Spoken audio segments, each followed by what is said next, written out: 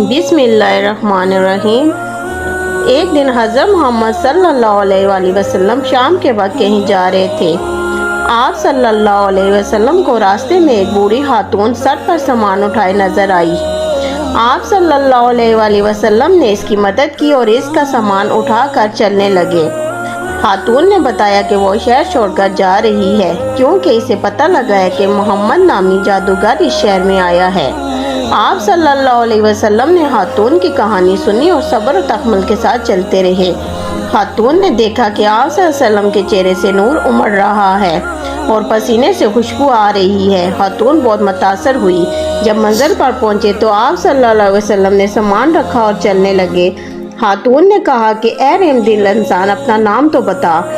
आप सल्लल्लाहु अलैहि वसल्लम ने जवाब दिया, मोहम्मद नबीउल्लाह, मैं वही शख्स हूँ जिसकी वजह से तुम शहर छोड़कर जा रही हो। बूढ़ी खातून बहुत मुतासर हुई और इसने कहा कि इतना रहमदिल इंसान कभी गलत नहीं हो सकता। मौका पर ही इस्लाम कबूल कर लिया।